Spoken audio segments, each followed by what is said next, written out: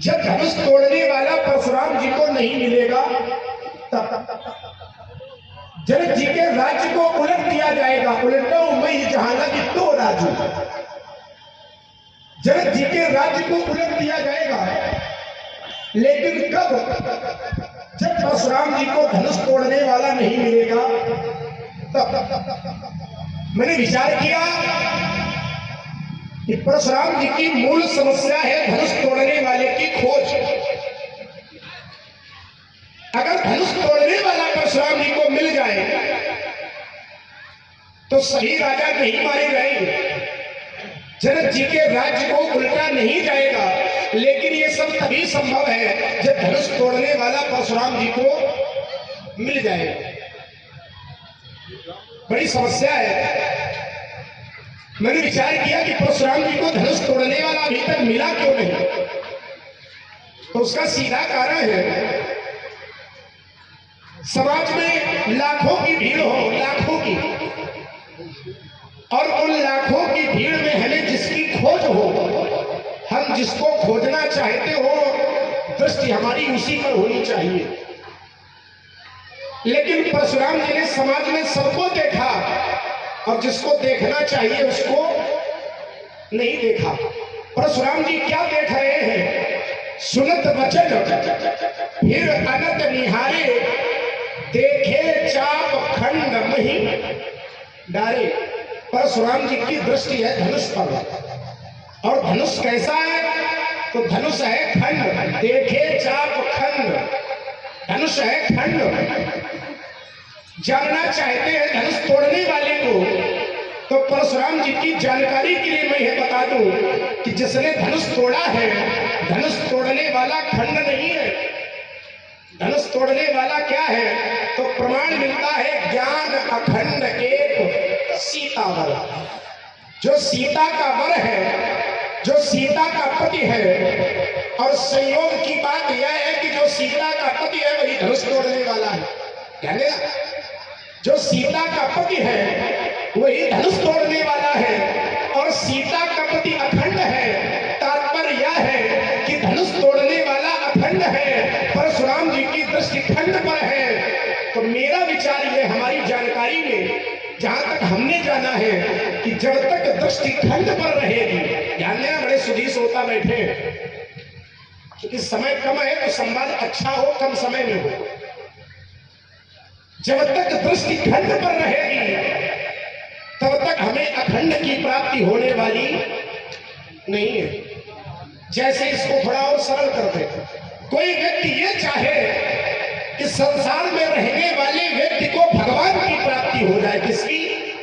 भगवान की। ये संसार क्या है? ये संसार खंड है, भगवान अखंड है। तो ये सांसारिक प्राणी यदि चाहे कि हमें उस अखंड परमात्मा की प्राप्ति हो जाए, तो जब तक इस खंड संसार से अपनी दृष्टि को या जीव नहीं हटाएगा, तब तक उस अखंड परमात्मा की प्राप्ति होने वाली नहीं है। महात्मा बड़ा क्रोध है, और क्रोध अकारण या सकारण कारण है। धनुष टूट गया है, धनुष टूट गया, टूट जाने तो आप कहीं टूटे जा रहे हो।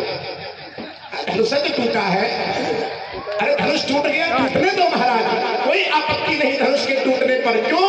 आज एक टूटा है, आवश्यकता पड़ेगी दूसरा आएगा, क्योंकि धनुष है वस्तु। और कहीं धनुष के चक्कर में भी परशुराम जी टूट गए तो बड़ी समस्या होगी, है ना? बड़ी गंभीर समस्या है। इसलिए महाराज हम ये चाहते हैं, अच्छा मैंने विचार किया कि धनुष के टूटने पर ही परशुराम जी को क्रोध क्यों है? इसी धनुष के टूटने पर परशुराम जी को क्रोध क्यों है? तो मैंने जाना, एक नई बात बता रहा हूं आप लोगों को, कभी किसी की मृत्यु हमें कष्ट नहीं देती है। ध्यान देना, किसी का मरना हमें दुख नहीं देता है। अब कुछ लोग सोच रहे होंगे तो फिर हम रोते क्यों हैं, हमें दुख क्यों मिलता है? तो हमें किसी के मरने से दुख नहीं होता है, मरने वाले व्यक्ति के प्रति जो हमारा लगाव होता है, ये लगाव ही दुख का कारण है। अगर किसी की मृत्यु हमें कष्ट दे तो ध्यान देना, संसार में नित्य प्रति न जाने कितने लोग मरते हैं, किसी के मरने का कष्ट हमको नहीं होता है। तो मैं समझ गया कि जब वो धनु ही तोड़ी लड़काई, जब हमने बहुत सी धनुया तोड़ी तो कबहू न अस माने ऐसा, ऋष माने क्रोध, कभी आपके द्वारा ऐसा क्रोध नहीं किया गया, चूंकि उन धनुइयों के प्रति आपका कोई लगाव, इसलिए कष्ट नहीं हुआ। आज जब एक धनुष टूटा है तो इस धनुष के टूटने पर आपको अपार क्रोध है। जब बहुत तोड़े तो आपके दर्शन नहीं हुए महात्मन, आज एक टूटा है तो दर्शन साथ में इतना भीषण प्रदर्शन, तो जानना चाहता हूं यही धनु पर ममता, इस धनुष के प्रति आपको ममता है, और यदि है तो कई हेतु, उसका हेतु क्या है मैं जानना चाहता हूं। अपनी वाणी को ही अल्प विराम लगा रहा हूं। राजकुमार लक्ष्मण, तुमने कहा कि परशुराम जी की जो दृष्टि है वो खंड पर है और धनुष तोड़ने वाला अखंड है, तो जब तक परशुराम जी की दृष्टि खंड पर रहेगी तब तक वो अखंड धनुष तोड़ने वाला कैसे मिलेगा? अब इस पर विचार करिए। धनुष को खंड किया किसने? धनुष को खंडित किया किसने? तोड़ने वाले ने। पहले धनुष भी अखंड था, तो अखंड को खंडित करने वाला अखंड कैसे हो सकता है? क्योंकि जो अखंड होता है वो खंड नहीं करता, वो तो जोड़ता है। जो अखंड है वो स्वयं में अखंड है, और जो उससे निष्पन्न होता है, जितने भी कर्म वो करता है, तो उन कर्मों का स्वरूप भी खंड स्वरूप में नहीं है, अखंड स्वरूप में है। तो आचार्यों ने कहा कि अखंड कैसे है? तो कहा बिनु पग चलई सुनई बिनु काना, कर बिनु कर्म करे विधि नाना, आनंद रहित सकल रस भोगी, बिनु बानी बक्ता बल जोगी, तन बिनु परस नयन बिनु देखा, गाही ध्यान बिनु बास असेखा। तो नीचे की पंक्ति में निर्णय हुआ, अस सब भांति अलौकिक करनी, और महिमा जा सुजाय नहीं बरनी। तुमने कहा कि खंड पर दृष्टि है और अखंड को जानना चाहते हो, तो उदाहरण में भी तुमने थोड़ी चूक की। तुमने कहा कि परमात्मा अखंड है और संसार खंड है, और जब कोई परमात्मा की प्राप्ति करना चाहता है तो संसार जो कि खंड है उससे दृष्टि को हटाना पड़ता है और अखंड में लगाना पड़ता है। हम कह रहे हैं दृष्टि ना हटाओ खंड से, फिर भी अखंड की प्राप्ति हो जाएगी। क्यों? क्योंकि ये खंड संसार भी उस अखंड परमात्मा के शरीर में ही विद्यमान है, ये कहीं अलग थोड़ी है। तो उसी में जैसे संसार में परमात्मा है, वैसे ही परमात्मा में संसार है, दोनों एक दूसरे में हैं। हरि व्यापक सर्वत्र समाना, तो प्रेम ते प्रगट हो ही मैं जाना। अब यहाँ पर एक छोटा सा तर्क हम तुमसे कर सकते हैं, छोटा सा विचारधारा है, और तुमने ये कह दिया पहले कि सुधी लोग बैठे हैं। तो जब सुधी लोग बैठे हैं तो यहाँ पर एक तर्क है। तर्क ये है, जैसे तुम कह रहे हो कि संसार खंड है, और हम इस पर एक ये तर्क दे तुम्हें कि जब संसार के कण कण में परमात्मा व्याप्त है तो फिर संसार खंड कैसे? विचार करना। संसार के कण कण में जब ईश्वर व्याप्त है तो फिर ये संसार खंड कैसे? एक रूप तो ये हो गया, और दूसरा रूप ये है कि ये समस्त विश्व परमात्मा में व्याप्त है। दो बातें हो गई, संसार परमात्मा में है और परमात्मा संसार में है। तो जब संसार परमात्मा में है और परमात्मा संसार में है, तो फिर संसार को खंड कैसे कह सकते? विचारनी बात है, चिंतन करने योग्य है। चिंतन हो, कुछ न कुछ निर्णय मिलेगा। लक्ष्मण ने एक व्यंग किया, हालांकि हमारे चरित्र में व्यंग नहीं है, तुम व्यंग कर सकते हो, क्योंकि बालक हो तो हम महात्मा हैं, तो हमारे मुंह से व्यंग शोभा थोड़ी देता। तुमने कहा कि धनुष टूट गया, परशुराम जी क्यों टूटे जा रहे हैं? धनुष तो टूट गया, लेकिन परशुराम जी क्यों टूटे जा रहे हैं? बउआ, परशुराम टूटे नहीं जा रहे हैं, परशुराम तोड़ रहे हैं। परशुराम के क्रोध से लोग टूट रहे हैं। राजा जनक भी टूट रहा है। अतृष बोले वचन कठोरा, कौ जब जनक धनुष के ही तोड़ा। वेग दिखाओ मूड न तराजू, उल्टो में जालग तुम राजू। तो अति डर उतर देत नृप नाही, अति डर। यहाँ का एक एक बैठा हुआ व्यक्ति हमसे भयभीत है। सुर मुनि नाग नगर नर नारी, और सोचे सकल त्रास मूल भारी।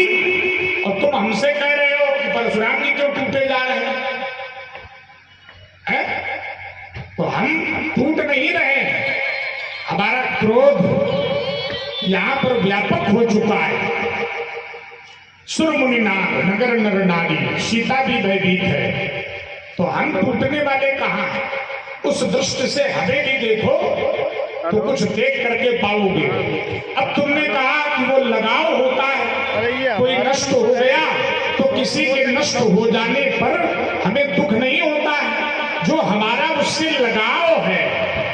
हाँ बात ठीक है, लगाव के कारण होता है, तो लगाव भी तो अच्छा होता है, बुरा थोड़ी होता है। क्या कहना चाहते हो कि लगाव अच्छा नहीं है? लगाव भी अच्छा होता है, और लगाव करना चाहिए। जिससे हमें विद्या मिले उसके प्रति लगाव करो, प्रेम करो, ममता करो, श्रद्धा करो। जिससे भगवान मिले ममता करो, लगाव खूब रखो। जिससे भक्ति मिले खूब लगाव करो। जिससे विद्या मिले खूब लगाव करो। जिससे धर्म की प्राप्ति हो खूब लगाव करो। लेकिन विषयोन्मुख लगाव ये अच्छा नहीं है। वासना और उपासना, जिससे भक्ति और समर्पण शुद्ध हो रहा हो, वो लगाव भी अच्छा है। और जिससे संसार का विषय शुद्ध हो रहा हो, अनुचित त्याग देना चाहिए। तो इस धनुष से हमें विद्या की प्राप्ति हुई है, ज्ञान मिला है। भगवान शंकर ने धनुर्विद्या का ज्ञान इसी धनुष के माध्यम से दिया था।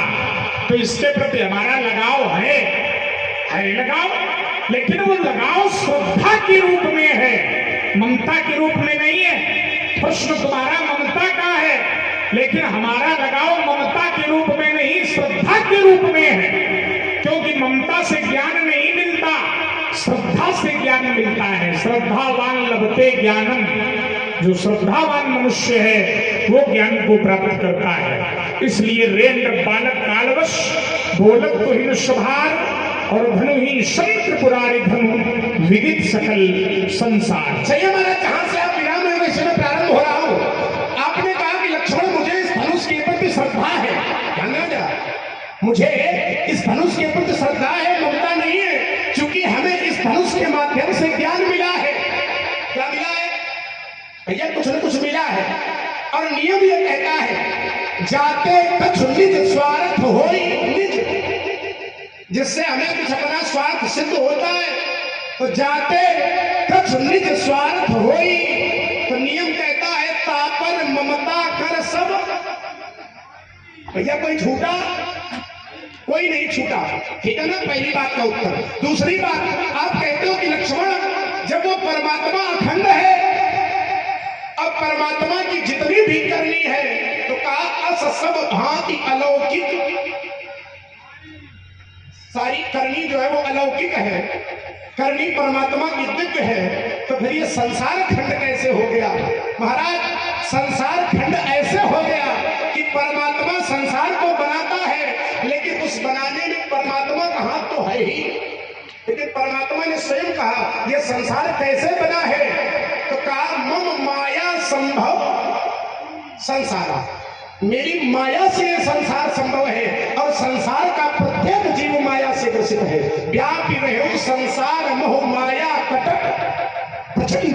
भगवान की जो प्रचंड माया है, अति प्रचंड रघुपति कै माया, जो भगवान की बड़ी प्रचंड माया है, वो माया सारे संसार में व्याप्त है। अच्छा एक बात बताओ, जैसे संसार अगर खंड नहीं है भाई मैंने कहा संसार खंड है, परमात्मा अखंड है, आप कहते हो कि संसार खंड नहीं हो सकता है। अगर संसार खंड नहीं है, ध्यान देना जरा, तो जैसे परमात्मा ने बनाया इसलिए खंड नहीं है, ऐसे परमात्मा तो प्रत्येक जीव को बनाता है। सब मम प्रिय, सब मम उपजाए। भगवान कहते हैं मैंने सबको उत्पन्न किया है। तो जब भगवान ने सबको उत्पन्न किया है तो ये जीव सांसारिक कैसे होगा? आप कहते हो कि संसार को बनाने वाला परमात्मा, इसलिए परमात्मा जो संसार है ये खंड नहीं है। तो बनाया केवल संसार को नहीं, संसार में रहने वाले प्रत्येक जीव को परमात्मा ने बनाया है। तो जब प्रत्येक जीव को परमात्मा ने बनाया है तो फिर ये जीव कैसे खंड हो गया? पहली बात बोलना चाहते हो, अभी नहीं, रुक जाओ, पूरा ले ये समय देंगे पूरा। हम वैसे भी कम समय लेते, ज्यादा नहीं लेते, हम कम समय में ही बोलते हैं, तो पूरा समय देंगे आपको, सावधानी बरतो थोड़ी, है ना। आइए जरा, आपने कहा कि लक्ष्मण संसार के प्रत्येक कण में परमात्मा विद्यमान है। जैसे परमात्मा में संसार है, ऐसे ही संसार में परमात्मा है। हरि व्यापक सर्वत्र समाना, इसमें थोड़ा विचार करने की आवश्यकता है। हरि व्यापक सर्वत्र समाना तो है, लेकिन परमात्मा कण कण में विद्यमान है। लेकिन जैसे दूध के प्रत्येक कण में घी विद्यमान है, ध्यान देना, दूध के, ये दूध से ही घी निकलता है, दूध के प्रत्येक कण कण में घी विद्यमान है। लेकिन दीपक जलाने के लिए घी की ही आवश्यकता पड़ती है, दूध से काम नहीं चलने वाला, ध्यान देना। अगर दीपक जलाना हो तो दीपक दूध से नहीं जलेगा। इनके जैसा अगर कोई हो तो कहीं तो भैया दूध के प्रत्येक कण कण में घी है, तो फिर घी की क्या आवश्यकता, दूध से दीपक जला लो, है ना। इनके जैसा अगर हो, ढूंढने की आवश्यकता है। यद्यपि संसार के प्रत्येक कण कण में परमात्मा है, लेकिन फिर भी उसको ढूंढने की आवश्यकता है। इसलिए मैं कह रहा हूं ये दृष्टि अनुचित है आपको यहां नहीं देखना चाहिए। आप कहते हो परमात्मा से जुड़ा है, महाराज अगर परमात्मा से जुड़ा है, अब एक तर्क मेरा भी है, एक तर्क आपने दिया, एक छोटा सा तर्क मेरा भी है। मेरा तर्क ये है, आप कहते हो संसार में परमात्मा है, फिर संसार खंड कैसे हो गया? तो प्रत्येक जीव में परमात्मा है, ध्यान देना। ऐसा कोई जीव नहीं जिसके अंदर परमात्मा ना हो। तो जब प्रत्येक जीव में परमात्मा है तो फिर ये जीव अधम कैसे हो गया? क्षिति जल पावक गगन समीरा पंच रचित अति अधम। अब इसका उत्तर ले लें, हम रुक गए, यही रुक के उत्तर ले, यही ना। ये बताओ कि इस अर्धाली में जो तुमने अर्धाली पढ़ी है, और देखो एक बात तुम्हें बताया, हाँ, जब ये महात्मा सामने खड़ा हो तो बहुत सोच समझ के बोलो। अभी तक हम कैसे बोल रहे हैं? नहीं, तुम सोच के नहीं बोल रहे हो। हाँ। इसलिए नहीं बोल रहे हो क्योंकि बात जीव की कर रहे हो और प्रमाण शरीर का दे रहे हो। ये कहते हो कि ये जीव खंड कैसे है, और चौपाई क्या पढ़ी तुमने? छित जल पावक गगन समीरा और पंच रचित अति अधम शरीरा। इसका उत्तर ले लो। जीव क्या इससे अलग है? एक बात बताएं तुम्हें, तबते जीव भयं संसारी। हमें भी सुनो, हम सुन रहे हैं, सुनो कैसे हम सुन रहे हैं। तुमने कहा उत्तर ले लो। हमारा एक स्वभाव है कि हम कभी राजकुमारों से प्रश्न नहीं करते। तुम्हें जितना मन उतना करो, हम तुम्हारे सारे प्रश्नों का उत्तर स्वभाव है। नहीं, तुम्हारे सारे प्रश्नों का उत्तर हम देंगे, लेकिन हम तुमसे एक भी प्रश्न नहीं करेंगे। ये मत बताओ, इसलिए ये कहकर के लोगों को बताना क्या चाहते हो? लोगों को थोड़ी तुम्हें बता रहे हैं। जैसे तुमने अब देखो एक चोट फिर हम कर रहे हैं, इसको सहो। तुमने कहा कि जीव खंड है, ये भी तुम्हारी बात थोड़ी खड़ी झूठी है, थोड़ी नहीं पूरी। जीव खंड है ही नहीं, जीव भी अखंड है। और प्रमाण ले लें, ईश्वर अंश जीव अविनाशी। अविनाशी माने खंड की अखंड, अविनाशी। जो विनाशी है वो खंड है,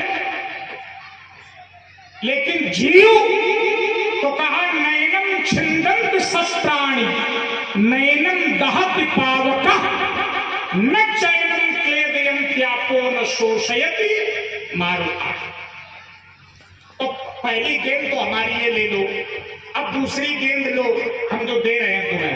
तुमने कहा कि परशुराम जी कह रहे हैं कि ये संसार खंड कैसे, तो कोई हमारा तर्क था कि जब परमात्मा संसार के कण-कण में व्याप्त है तो फिर ये संसार खंड कैसे हुआ, इसको थोड़ा चिंतन करना था तुम्हें। तो तुमने दूध घी ले आए तुम बीच में, दूध घी अलग विषय, संसार और परमात्मा अलग विषय। मैंने कहा कि संसार के कण-कण में परमात्मा है तो फिर संसार खंड कैसे हुआ। जब अखंड की ही सत्ता सर्वत्र है तो फिर ये संसार खंड कैसे। ये हमारा बिंदु था, ये मैंने तर्क दिया था तुम्हें कि जब कण-कण में परमात्मा है, प्राप्ति की बात नहीं है, खंड और अखंड की बात है। दूध में तो घी होता ही है, हमने ये थोड़ी कहा है कि दीपक दूध से जलता है। क्या तुमने इतना हमको गया इतना समझ लिया कि दूध से दीपक जलाने लगे। हम थोड़े कह रहे स्वयं अपने आप कह रहे, हमने नहीं, ये तो तुम अपने मन से कह रहे हो बना करके कि परशुराम जी दूध दिखाओ और कुशल आशीर्वाद। हाँ बढ़िया आशीर्वाद मांगते तो अब तुम थोड़ी बांट पाओगे, तुम ठाकुर हो, तुम कह दो पंडित आशीर्वाद बांटते हैं तो हम बांट रहे हैं। अब भले हमारे बहाने तुम्हारे भी छू लें तो बात अलग है, लेकिन आशीर्वाद बांटने का अधिकार भी हमें ही है। और बेटा तुमको भी दिया है लेकिन तुम बिगड़ गए। आशीर्वाद देने के बाद भी बिगड़ गए। तो ये विचार करो, अखंड और खंड, तो अखंड परमात्मा इस संसार के कण-कण में है तो फिर संसार खंड कैसे।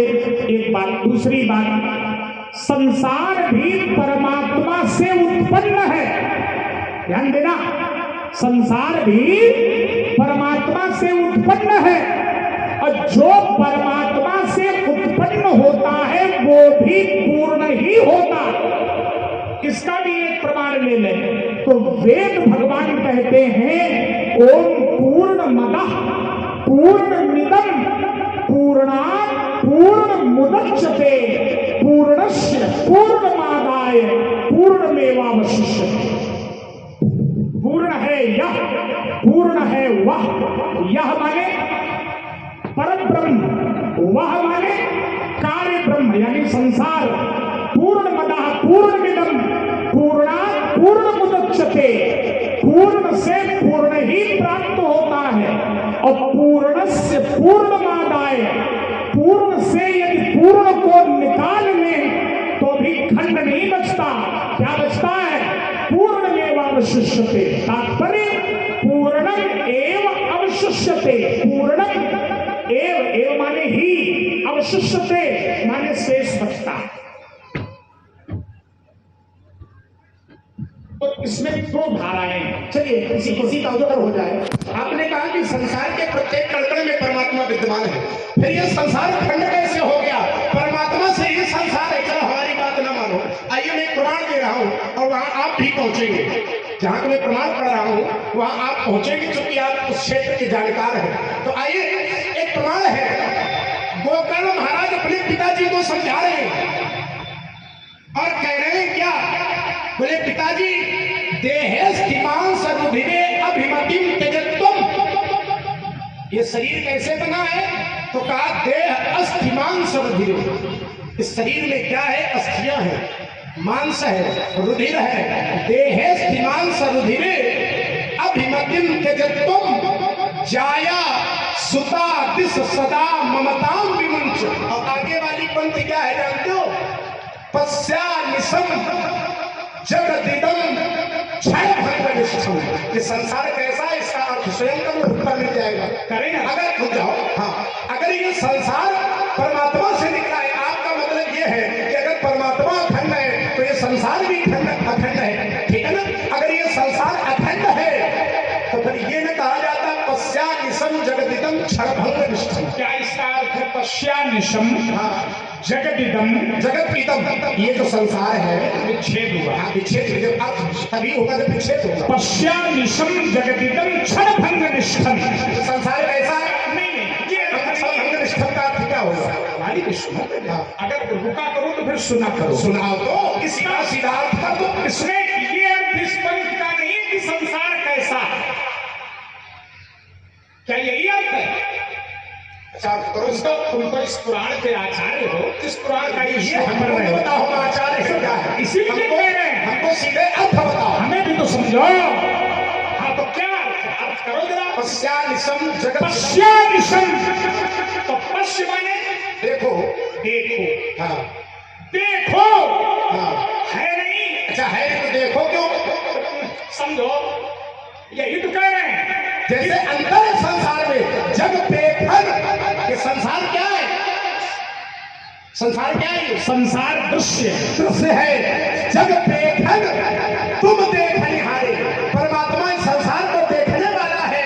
और ये संसार केवल दृश्य, इसको देखो, इसमें लिप्त न हो। अगर संसार में और परमात्मा में कोई अंतर नहीं है तो फिर यह जीव संसार से पार करना क्यों चाहेगा? यही रहे कि कल्याण है, इनके जैसे हो तो यही कहे, यही रहो, कहीं जाने की आवश्यकता नहीं है। यहां रहो, लेकिन यहां रहकर के भी हर व्यक्ति इस संसार सागर से पार जाना। जब बेखन तुम देखनिहारे, परमात्मा इस संसार को चलाने वाला है, परमात्मा इस संसार को देखने वाला है, लेकिन ये संसार केवल देखो यहाँ पर भी हमारी पक्ष सबल हो गया। जबरदस्ती चाहे कुछ कर। अभी तुम कह रहे थे कि परशुराम जी की दृष्टि खंड पर है, और अब जो तुमने पंक्ति पढ़ी है उस पंक्ति के आधार पर परमात्मा की भी दृष्टि खंड पर है। अगर संसार खंड है तो तुम परमात्मा हो तो परमात्मा को है, परशुराम को नहीं लगेगा। तो फिर दिया क्यों तुमने? अगर परमात्मा का उदाहरण नहीं लगा रहे हो, यहाँ की चर्चा चल रही नहीं, ये हम उदाहरण वहां को दे रहे, तुम वहां से जोड़ रहे हो। क्यों लाए हो ये बताओ। मतलब क्या कहने का भाव क्या है? संसार दृश्य है और परमात्मा दृष्टा है, तो इस बात को कहकर तुम क्या सिद्ध करना चाहते हो ये बताओ हमें। अरे सहज भाव में बताओ। तो सहज भाव से नहीं बता रहे हो। क्या बता रहे? उसको समझने का प्रयास तो करो कि जब समझोगे तभी तो समझ पाओगे। समझाओ भाई। मैंने ये कहा कि स्पष्ट कहा गया, पश्यानिशम जगदिदम क्षण भंग निष्ठम, है ना? ये संसार को कैसे देखो तो क्षण भंग निष्ठम का अर्थ क्या होगा? क्षण भंगुर। क्षण भंगुर। लेकिन भंगुर माने क्षण भंगुर माने नाशवान ना। हाँ ना भंगुर माने ये नहीं है। भंगुर माने नहीं, क्षण भंगुर माने अर्थ करो ना। भाई बात हम अर्थ ही कर रहे हैं, तुम अपने लगाए हो, जबरदस्ती प्रमाण नहीं है। क्षण भंगुर माने तो क्षण भंगुर माने हम तुम्हीं से पूछ रहे हैं। अब तुम लाए हो, प्रमाण तुम दे रहे हो। कभी भी मैं इसीलिए कहने जा रहा था लेकिन तुमने रोक दिया। दो धाराएं हैं, एक ज्ञान की धारा है और एक भक्ति की धारा है। तो ज्ञान की धारा में जो बह रहा है वो तो ये कह सकता है कि ये संसार नाशवान है, संसार क्षणभंगुर है। लेकिन जो भक्ति की धारा में बह रहा है, जो भक्ति के आधार को लेकर खड़ा है, वो कभी ये नहीं कहेगा कि संसार क्षणभंगुर है और नाशवान है। क्यों? क्योंकि वो भक्त हमेशा कहता है शाश्वतम स्थलम जगत, ये जो संसार है ये सदैव शाश्वत रहने वाला है। शाश्वत माने चिरंतन, कल भी रहेगा, आज भी है और आगामी समय में भी रहेगा, हमेशा रहेगा। क्यों? क्योंकि ये परमात्मा में व्याप्त है। तभी मैंने दो धाराएं दी कि संसार में परमात्मा है और परमात्मा में संसार है, तो फिर संसार खंड कैसे? इस पर हमने चोट की थी, पहले भी हम कह चुके ये बात। अरे सीधी सी बात है, जो अलग न हो वो अखंड है और जो अलग हो जाए वही खंड है। सीधा सा उत्तर इसका। भाई जो अलग हो गया वो खंड है। जैसे धनुष, आपने धनुष का प्रमाण दिया कि धनुष भी पहले अखंड था। अखंड कब था? जब एक में जुड़ा था। अब इसके दो खंड हो गए तो क्या हो गया?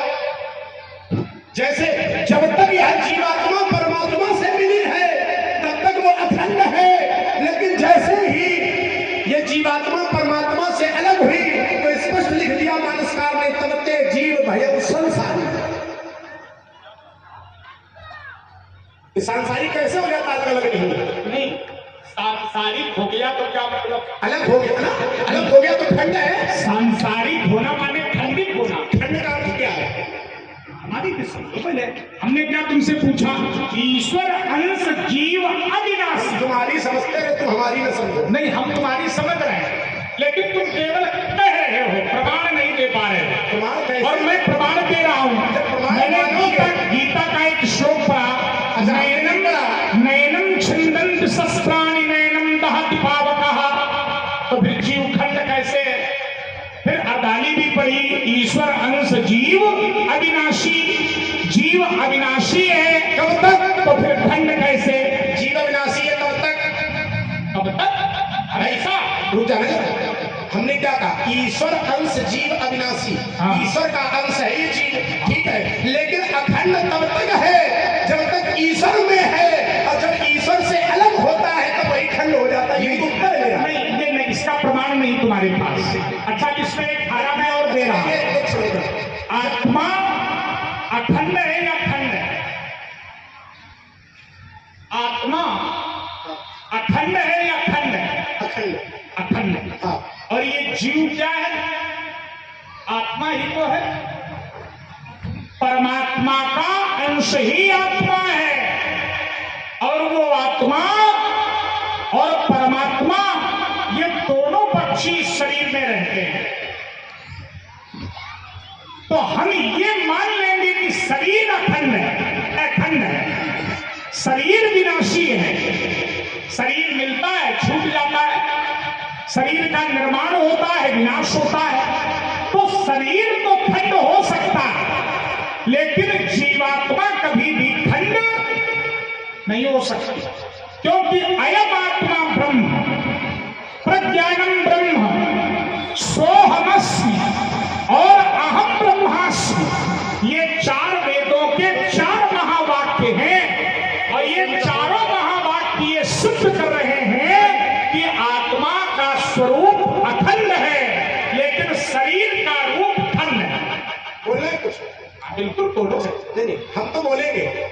देखिए, आप कह रहे हो कि प्रमाण नहीं दे रहे हो।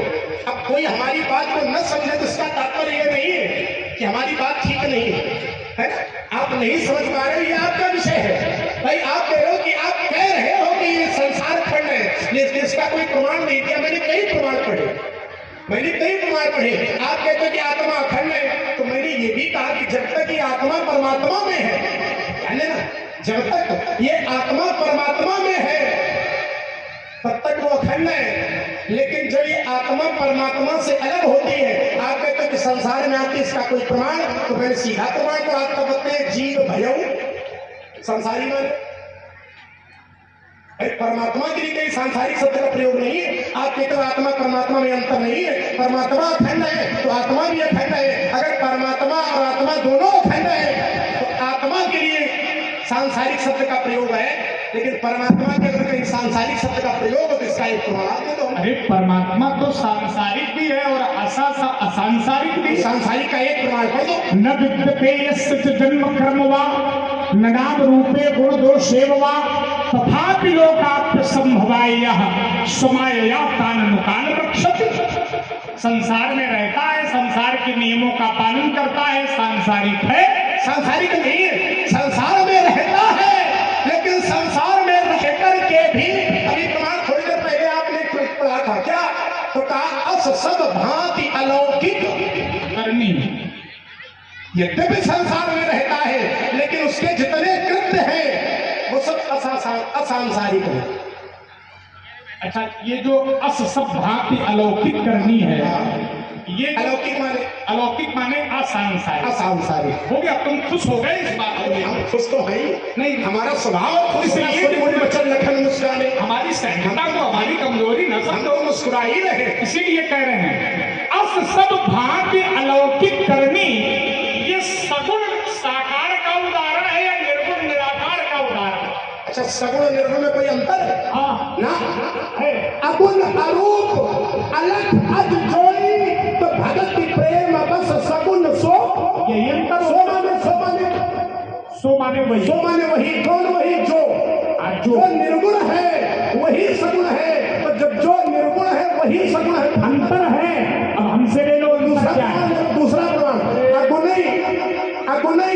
सगुन नहीं कछु भेदा।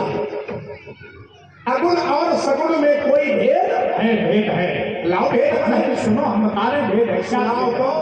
निर्गुण जो है उसका न कोई नाम है, न उसका कोई रूप है, न उसका कोई स्वभाव है और न उसका कोई कर्म है। लेकिन जो सगुण है उसका शरीर भी है, उसका नाम भी है, उसका रूप भी है, उसका स्वरूप भी।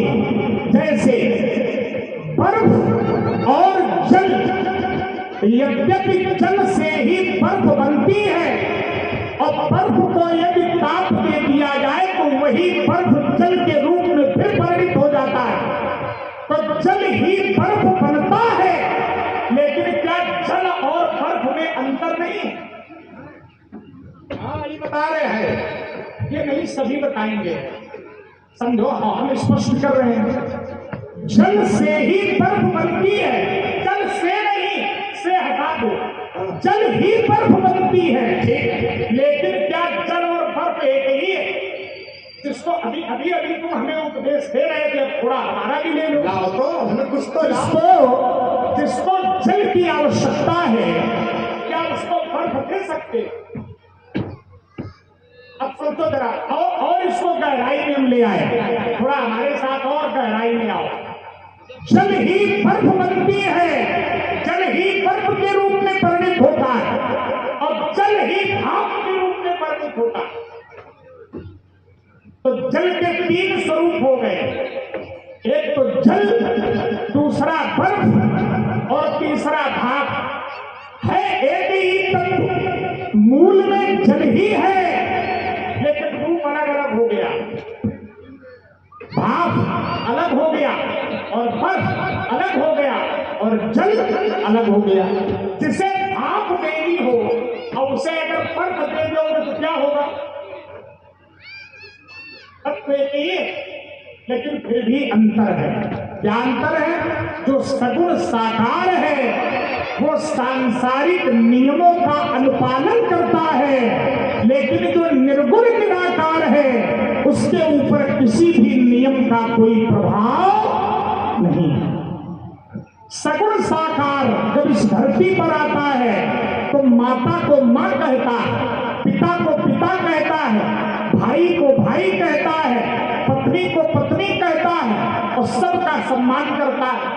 जब वो निर्गुण परमात्मा सगुण रूप में इस धरती पर आता है तो प्रात काल उठिके रघुनाथा और मात पिता गुरु नावही माथा। लेकिन निराकार क्या वो भी पैर छूता है? ना, वो नहीं छूता। क्योंकि वो निर्गुण है। क्यों? क्योंकि वो चिरंतन है। क्यों? क्योंकि वो निर्विकार है। क्यों?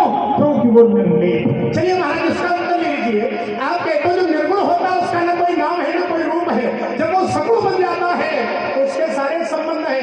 महाराज, निर्गुण सगुण में कोई अंतर नहीं है। जैसे जय इम गावई वेद बुध जाहि धरई मुनि ध्यान, सोई शब्द प्रयोग है, सोई वही सोई दशरथ सुत भगत हित वही बना है।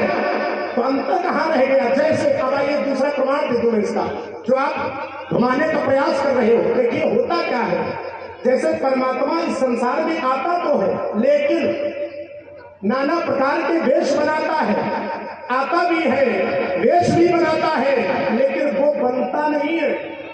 कैसे?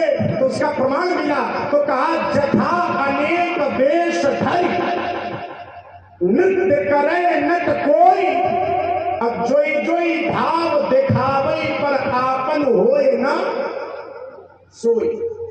जैसे आप लोगों ने देखा होगा गांव में खेल वाले आते हैं, अब वो करते क्या है, नाना प्रकार के रूप बना करके खेल दिखाते हैं। कभी कुछ बन जाते हैं, कभी कुछ बन जाते हैं, लेकिन जब उनकी वास्तविकता देखोगे तो क्या ये वो होते हैं जो बनते हैं? होते नहीं, होते वही है। इसी प्रकार से जथा अनेक वेश धर नृत्य करे नट कोई, और जोई जोई भाव दिखावे पर आपन होए ना जय निगावहि वेद बुध जाहि धरई मुनि ध्यान, सोई दशरथ सुत भगत हित। पोषणपति भगवान। एक और प्रमाण ले लो, भोले बाबा स्वयं कहते हैं पुरुष प्रसिद्ध प्रकाश निधि प्रगट परावर नाथ रघुकुल मणि मम स्वामी सोई कहा शिव नायो। फिर मेरी बात वहीं पर है, अगुण और सगुण में कोई भेद अगुण सगुण नहीं कछ भेदा, अगर अंतर हो तो इसके ये जो अगुणी सगुणी नहीं कुछ भेदा है, जरा इसके आगे वाली पंक्ति पढ़ो। हम क्यों पढ़े, अपने पैर में कुल्हाड़ी का हमारा समझ लो, हमें जितनी आवश्यकता उतनी है। ये तुम्हें आगे वाली सफलता इतना हल्कापन क्यों दिखा रहे हो?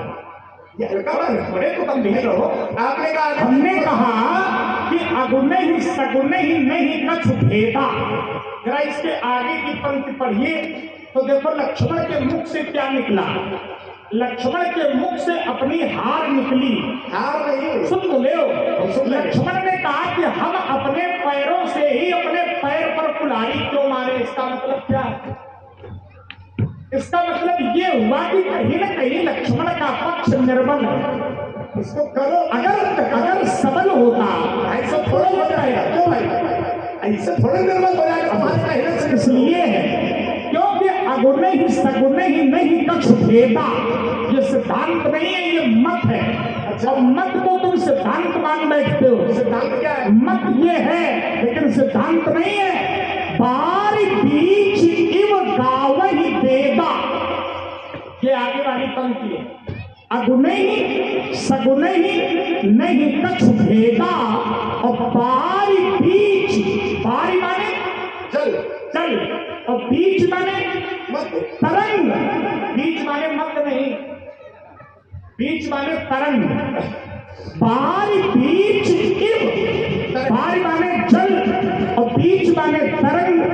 अब जरा ध्यान देना, जल और तरंग, तो जल से तरंग है लेकिन तरंग से जल नहीं।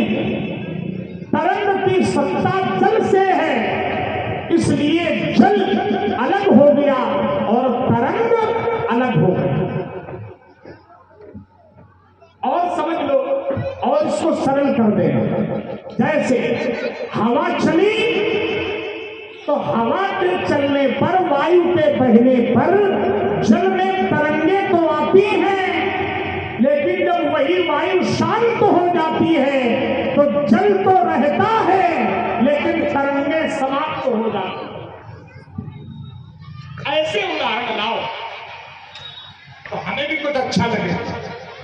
ध्यान देना, तो कहीं ना कहीं कुछ तो भेद है ही, कुछ तो अंतर है ही। और अगर अंतर न हो तो हम एक प्रहार करने जा रहे हैं। तो हम इतनी देर से खड़े हैं, उसको संभालो। अगर अंतर न हो वही है तो फिर वो सगुण बन के आता क्यों? इसका उत्तर ले लो। अगुण अरूप अलग अज जोई। आपने कहा वो सगुण बन के क्यों आता है, तो इसी आधी अवधानी में उत्तर है। तो कहा भक्ति प्रेम बस क्यों आता भैया? भक्ति के कारण आता है, प्रेम के कारण वो सगुण बनकर के आता है। इसमें तो बहुत बड़ी बात नहीं, इतना बड़ा प्रहार नहीं कर दिया है। कहते बहुत बड़ा प्रहार है हमारा कि अगर उसमें भेद नहीं है तो निर्गुण सगुण बन के क्यों आता है? अरे वो निर्गुण सगुण बन के इसलिए आता है कि जो जिस भावना से उसको बुलाता है, ध्यान देना महाराज, वो तो सब कुछ बन जाता है। जो उसको जो बनाना चाहे वही बन जाता है। वो तो सूकर भी बन जाता है, वो तो नृसिंह भी बन जाता है। जब जैसी आवश्यकता पड़ती है तब वो वही बन जाता है। इसमें बहुत बड़ा कोई प्रहार नहीं कर। अब देखो फिर तुमने अंतर कर दिया। अंतर ही नहीं है, अब तुम ही अपने मुंह से अंतर स्पष्ट कर रहे हो। क्या अंतर हो गया? जब जिसकी जैसी भावना होती है तो तब वो वैसा बनकर आता, लेकिन वो होता नहीं है। फिर बदल गए। बदल कहांगे? इसका प्रमाण मैंने पहले दे दिया था। इसका प्रमाण मैंने पहले दिया था कि जथा अनेक वेश धर नृत्य करे नट कोई, जोई जोई भाव दिखावई पर आपन होए ना। आता तो है लेकिन वो होता नहीं है। ये लाओ नहीं है ना, कहीं वो नहीं होता। जैसे वो परमात्मा है और परमात्मा ने अपना अवतार नारद का लिया तो नारद अवतार है और वो परब्रह्म है, तो परब्रह्म ने नारद के रूप में अवतार लिया।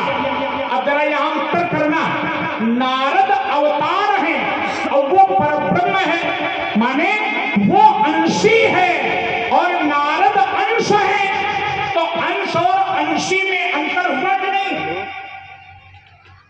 नारद में और परब्रह्म में अंतर हुआ कि नहीं हुआ? इसका उत्तर ले लो जरा। परमात्मा की बात चल रही है, नारद की बात नहीं चल रही। नारद परमात्मा नहीं है, परमात्मा के जो अवतार होते, ध्यान देना जरा। परमात्मा, आपने नारद का प्रमाण दिया, नारद को कहीं परमात्मा कहा पे आप प्रमाण दो। नारद बात तो परमात्मा की चल रही है और अंश सुन लो जरा, अंशी परमात्मा है, आपने कहा अंश नारद है, तो अंश केवल नारद नहीं है, संसार का प्रत्येक जीव उस परमात्मा का अंश है। ईश्वर अंश जीव अविनाशी। तुम ऐसी भाषा का प्रयोग कर रहे हो, ये इसमें भाषा का प्रयोग क्या हो गया? आपने कहा कि नारद अंश है, अब नारद का परमात्मा है, तो परमात्मा तो कोई प्रमाण होगा। तुमने अभी क्या कहा? देखिए, नारद परमात्मा नहीं, नारद विष्णु भक्त। भक्त कभी परमात्मा नहीं हो सकता। हमारी सुनो, उन्हें क्यों समझा रहे हो? हमें समझाओ ना। तो तुम समझो तो नारद किसके अवतार? अवतार तो सभी होते हैं। अब देखो, गलत मार्ग पर जा रहे हो। हम गलत माने अपने पक्ष को सबल करने के लिए तुम शब्द भी स्वीकार नहीं कर पा रहे। पहला अवतार सनक सनंदन सनातन सनत कुमार का, ठीक। दूसरा अवतार किसका बताओ? हमें नहीं पता। नहीं पता तो मर जाओगे कहीं। अब यही बचा है तुम्हारे पास, नहीं पता, अब यही बचा है ना? तो उसको समझो, ऐसे लड़कपन न करो। अच्छे लोग बैठे सुनने के लिए, तो अच्छे मन से अपनी बात को। हमने क्या कहा? आपने नाम कहा। अब दुनिया भर की बातें बता रहे हो, पहला अवतार ये, चौथा अवतार ये, 34। अच्छा, इससे मतलब है नहीं तुम्हें। नारद को अगर कहीं भगवान कहा गया, फिर वही बात, सीधी बात, हम नारद अगर परमात्मा हो उसका प्रमाण लाओ।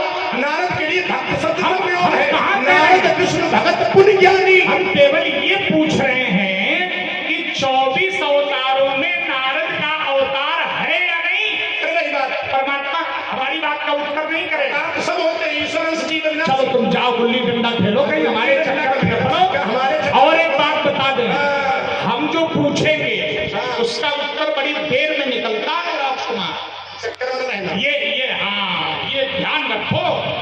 हम जो पूछेंगे तो वो कठिन नहीं होगा, सरल नहीं होगा।